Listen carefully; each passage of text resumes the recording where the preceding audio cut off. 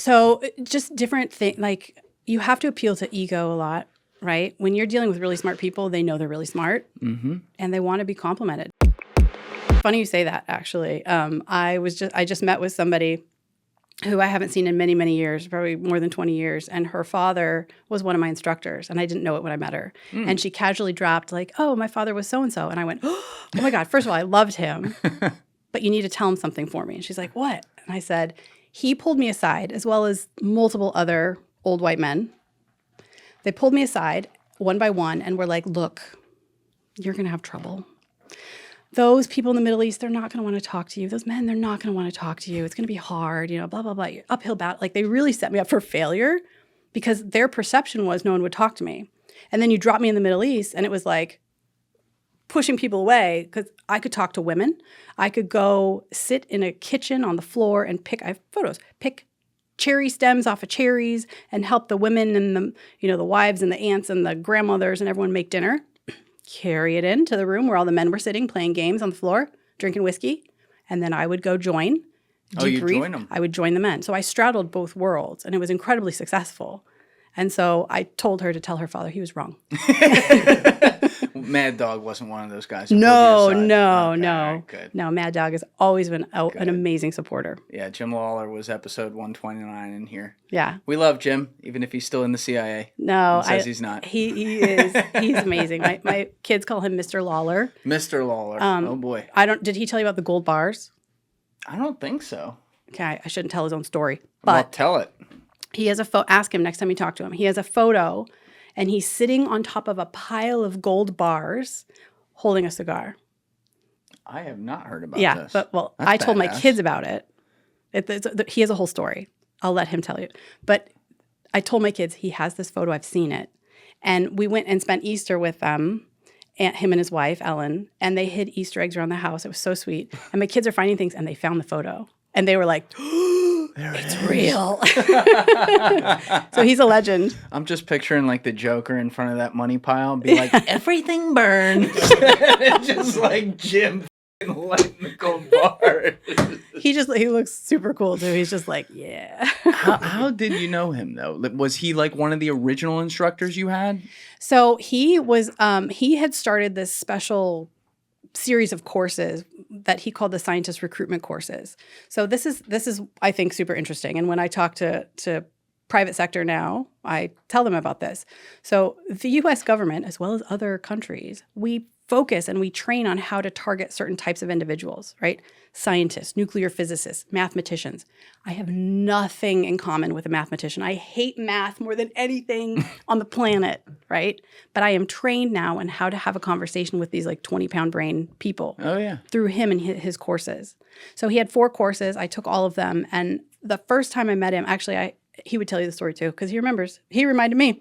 I had dislocated my wrist, and I was in a cast, and it was upside down. And like the first comment he made was about the cast and my name. And everyone always comments on my name because it's weird. Shawnee, how are you? Yeah. And I was like, my parents were hippies. Thanks. And he remembers that. And we just became really fast friends. He became like a mentor. And then after I got out and he retired, we've just stayed super, super close. That's cool. Yeah. That dude's a sharp guy. I love that man. I mean, he really, yes. When he was talking to me, he was like hypnoptizing me. But you can feel it, oh, right? Yeah. What did I say? I'm like, I feel like your eye me into my soul. So he just kept going.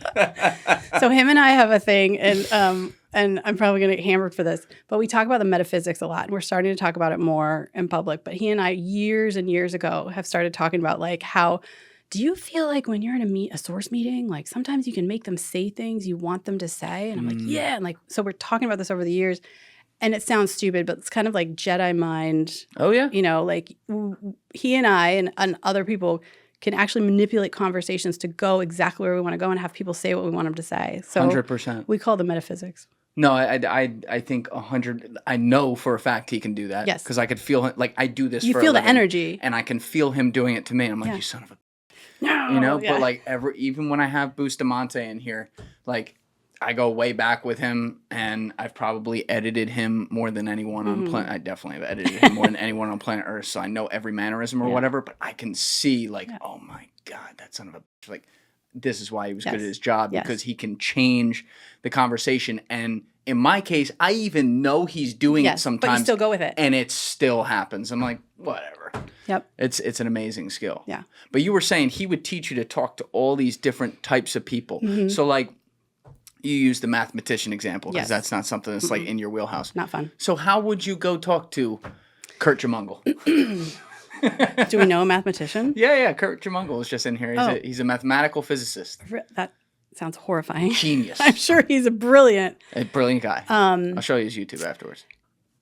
So just different things. Like you have to appeal to ego a lot, right? When you're dealing with really smart people, they know they're really smart and they want to be complimented. They want their ego complimented. If you are interested in what they are saying, they're going to keep talking. Right. So they would teach us even like little sayings like ask this question. So, I don't know, something about a prime number. Like, do prime numbers go on forever? I don't know. Things like that. And I'm like, okay, I'll write that down and keep that in my book. But I'll never forget one of the courses, I don't remember which one, they had like a panel and they had all these, brilliant people on the panel and they were sitting on this little stage and somebody asked, about personalities and quirks and how do we really get in the mind of your type of people. And I'll never forget this guy. He goes, well, if you really want to get into our mind, go watch The Big Bang Theory. It's totally show. accurate. Yeah. So I very proudly did my homework. Oh, you went and watched I Big did, Bang Theory? yes. There you go. Yeah. You can talk like a nerd, walk like a nerd, that kind of thing. Yeah. But you talked to this girl, Sarah, and then I guess, because you were still so young, I guess CIA was still like, no, you're too young or whatever. So I actually got offered a job at you that did? time. Yes. This is like one of my biggest personal failures, if you will. Oh. So I got offered a job, and the recruiter who I was talking to, this woman, she was like, look, it's in D.C. You're going to need a car. And I was like, okay. I had my first car was a very, very old Mercedes diesel.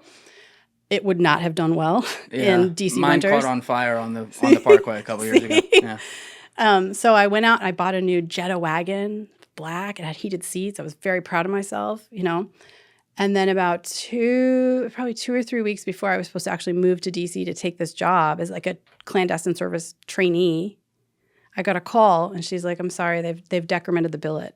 They've what? They got rid of the job. They got rid of the billet. I don't know if it was a budget issue or what, but they were just slashing incoming people.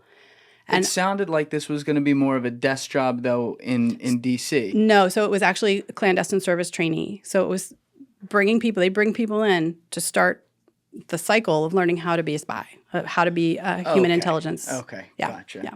So they just X'd it. They I were guess like, the "Bye." budget was low. Yeah, I don't know what it was. What year is this? Oh my gosh. I don't even know. This is early. It's like 03, 04? Yeah. Our budget's... I mean, Dick Cheney was in office. What the fuck is this? I don't know, but I cried for weeks. Yeah. Weeks. And then I ended up going to graduate school. And I thought, okay, so I told you I studied Arabic. Okay, I need to be more marketable, right? This is like, you're going to see a theme here. I constantly need to be better. I like smarter. that you don't take no for an answer. No, hell no. Never. That's impressive. Never. Yeah. One of my mottos is find a way to get to yes. Yes. Period. Thank you for watching the video, guys. If you haven't already subscribed, please smash that subscribe button and check out this clip's full podcast episode by clicking here or in the description below.